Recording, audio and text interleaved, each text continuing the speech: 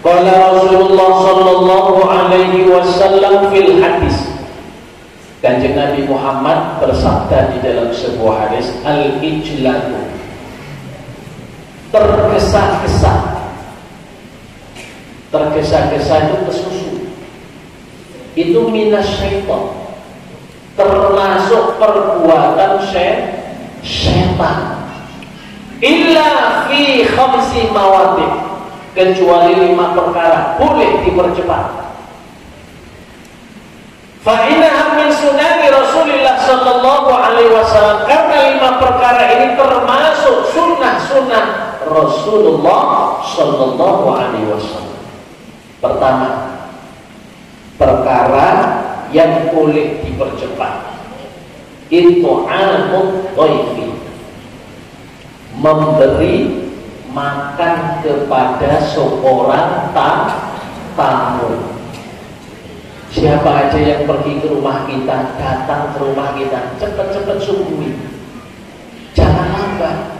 Walaupun cuma air putih gak apa-apa, itu hak seorang tamu. Saya ada kisah, ada seorang ulama besar. Ulama besar ini termasuk ulama karismatik, sepuh. Jadi setiap Syawal, Idul Fitri, itu ustadz-ustadz muda sowan kepada syekh karismatik ini, kepada kiai karismatik ulama tadi.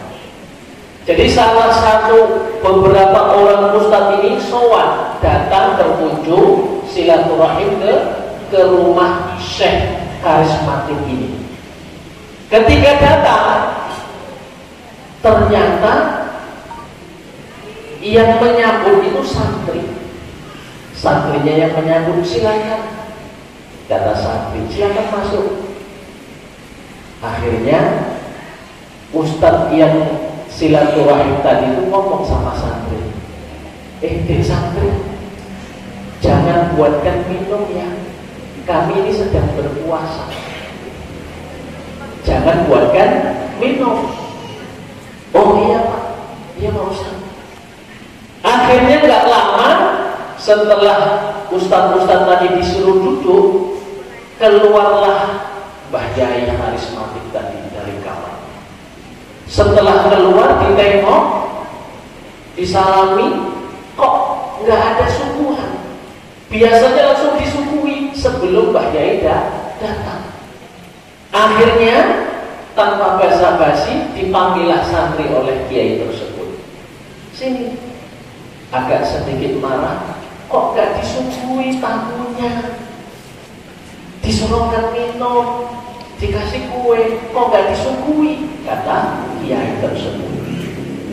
Santri tadi ketakutan, maaf Mbah Yai, tadi pesan ustaz-ustaz tadi itu mereka gak mau disuguhi karena sedang berpuasa, kata santri. Apa jawab Mbah Yai? Sambil agak marah, kamu ini gimana? Ini tugasmu tuan rumah nyuguhi tamu. Nek dia puasa nggak puasa, urusan dia. Urusan saya sohibul bait, tuan rumah nyuguhi tamu. Itu hak saya, nyuguhi tamu. Nek dia mau minum nggak minum walaupun puasa, terserah dia. Sampai segitunya tuh, nyuguhi tamu. Bahkan Rasulullah mengatakan dalam hadis, man at'ama akhahul muslim syahwatahu harramallahu 'alan nar. Ujar Nabi, barang siapa yang memberi makan kepada saudaranya yang muslim ketika dia bertamu, syahwatahu, dengan makanan yang disukainya. Ibu ke rumah gak suka ayam, tak suguhi ayam, ya, kurang pas, ya. Jadi ketika orang datang ke rumah, siapa yang menyuguhi sesuatu yang disukainya, kata Rasulullah, harramallahu 'alan nar, Allah haramkan jasadnya dari api neraka. Sukanya kopi, gawe teh, nggak pas. Kalau kawan datang sukanya teh, suguhi teh, ya kan? Ibu sukunya kerupuk, suguhi kerupuk. Jangan suguhi udah, bawa pulang nanti. Ibu-ibu yang dimuliakan oleh Allah Subhanahu wa Ta'ala. Jadi yang pertama, perkara yang disuruh cepat-cepat itu adalah nyuguhi tamu. Yang kedua, wa yajhizul mayit, mempercepat persiapan mayat. Kalau seandainya keluarga kita meninggal, itu paling afdol itu dipercepat. Bukan berarti nggak boleh nunggu keluarganya, boleh, nggak apa-apa. Seandainya dia di Jambi masih dipercepat, boleh ditunggu, nggak apa-apa. Tidak harus segera, ya. Tapi dengan cara yang baik, ya. Dipercepat itu maksudnya apa? Ya jangan diperlambat. Jangan diperlambat, ini nunggu kelamaan. Ya sampai kaku mayat itu, kasihan. Nek kaku kadang-kadang tangannya sudah begini, dibalikkan nggak bisa. Balik lagi, ya, balik lagi. Kasihan. Ya, jadi dipercepat. Bil ghusli wat takfini was salati wat dufni. Dipercepat memandikan, mengkafankan, mengkuburkan, dan menguburkan. Kata Rasulullah di dalam sebuah hadis, idza mata ar-rajulu min ahli jannah, ya. Ketika ada seseorang meninggal dunia dan dia termasuk ahli surga, disaksikan orang baik, istahyallahu ta'ala man hamal ayu antiba man hamalahu wa sholata wa shalla alaihi. Barang siapa ada seseorang meninggal dunia dan orang ini termasuk ahli surga, ulama meninggal, kalau yang datang itu kan ramai bu ya, ramai sekali. Ketika dia meninggal dunia dan dia disaksikan orang-orang termasuk ahli surga, maka Allah merasa malu untuk mengazab orang-orang yang mengiringi membawanya ke kuburan, orang-orang yang mensolatkannya, dan orang-orang yang membawanya ke dalam kuburan. Maka gak heran bu, kalau ada ulama meninggal, ya, kiai meninggal, itu kan orang berebut megang kok. Kenapa dia rebutan megang? Karena supaya Allah gak mengazab dia, mendapatkan barokah. Kok tengok kiai-kiai di Jawa, sampai nengok kerendahnya itu. Kerendahnya itu pegangannya itu kan empat siku ya, belakang dua, depan dua. Itu sampai dipanjangkan, ya kan? Supaya apa? Supaya orang itu diberi kesempatan untuk membawa. Karena man hamalahu tidak akan diazab oleh Allah. Orang yang membawa mayat seseorang itu yang termasuk ahli surga gak bakal diazab oleh Allah Subhanahu wa Ta'ala. Maka kita kalau ada orang alim meninggal, orang ulama meninggal, dan kita yakin bahwa dia adalah termasuk ahli surga, maka berebutlah mencari barokahnya. Minimal datang mengunjungi di saat takziah, mendoakannya. Mana tahu kita dapat barokah. Jadi itu, makanya orang-orang kalau ada kiai ulama meninggal itu berebut untuk mendatanginya. Yang ketiga, dipercepat, kata Rasulullah Sallallahu Alaihi Wasallam, yaitu watazwiju al-binta idza balaghat, mengawinkan anak perempuan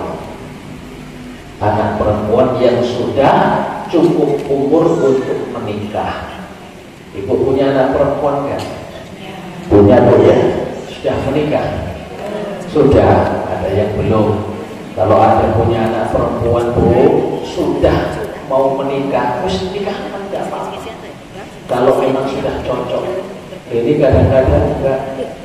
Ya, ini anaknya sudah cocok, bapaknya sudah cocok, mamanya enggak cocok. Nunggu apa Bu? Nunggu ada yang lebih baik. Ya, itu naiknya motor, pengennya yang naik mobil. Ya, jangan naik, sudah ada yang pas, cocok, nikahkan. Ya, karena salah satu, ya, kata Rasulullah, man zawwaja al-binta tawajjahullahu ta'ala yaumal qiyamati tajal muluki. Siapa-siapa orang tua yang dia berkesempatan menikahkan anaknya, anak perempuannya maksudnya, besok pada hari kiamat dia akan dipakaikan dengan mahkota. Ya. Makanya kewajiban orang tua itu salah satunya menikahkan anak, khususnya anak perempuan. Jadi kalau anak perempuan itu walinya siapa?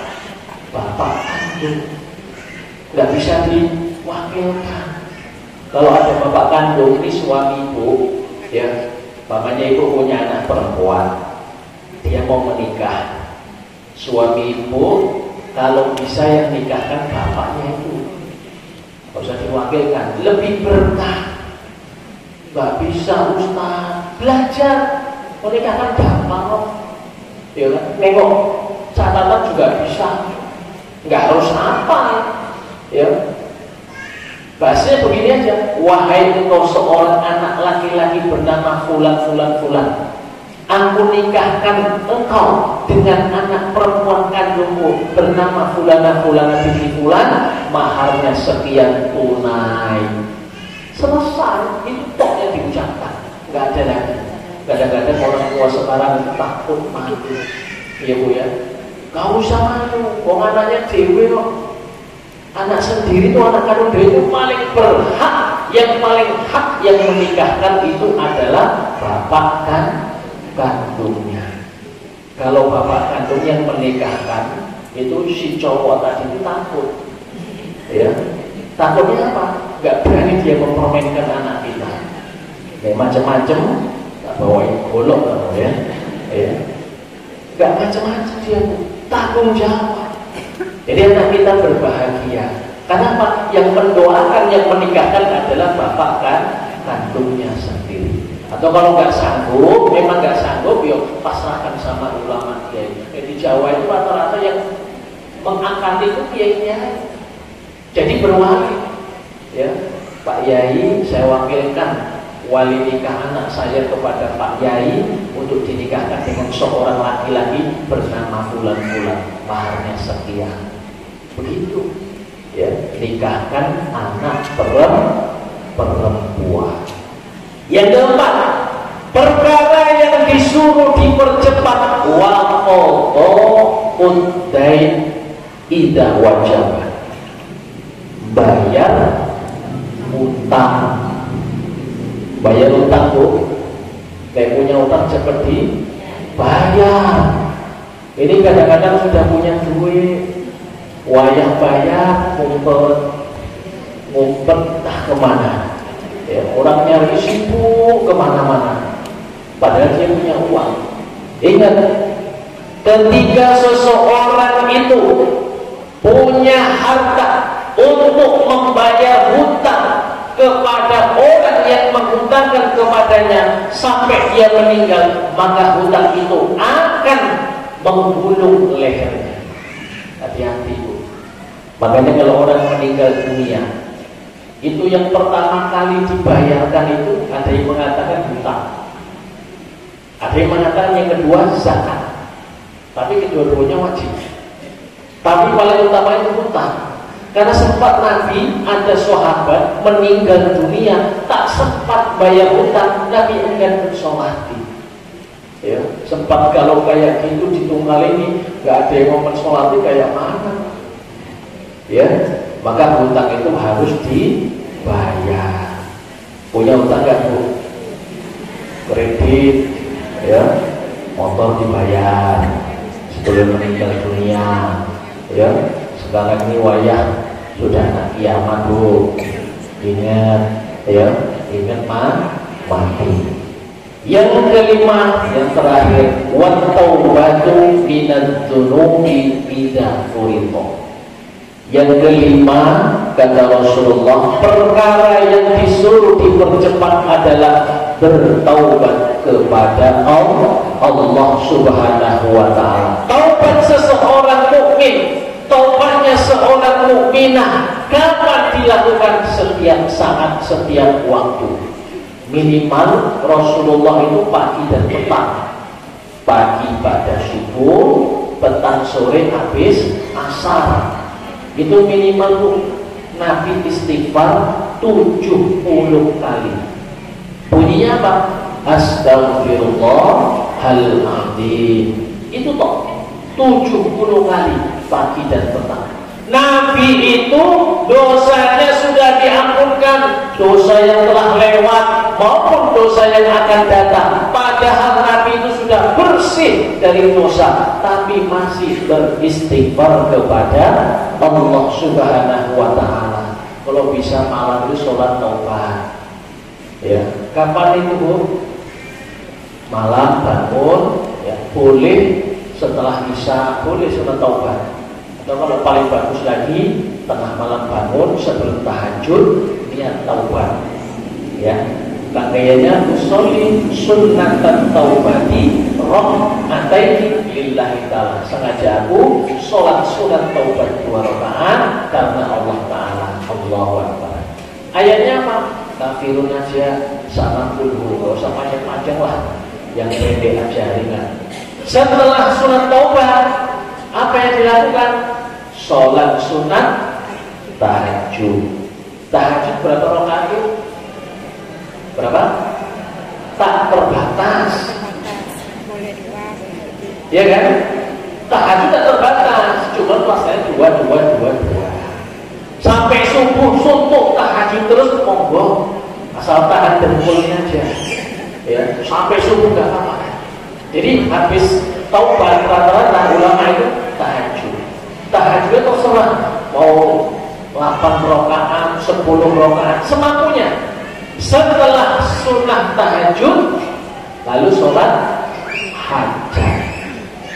Saya punya hajat, ya, disolati.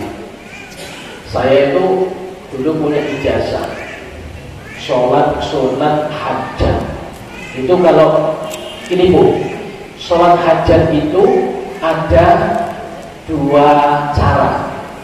Cara pertama, sholat niat hajat saja. Ayatnya pilihan. Ayatnya itu pilihan. Tapi boleh juga kafirun dengan ulhu 11-11.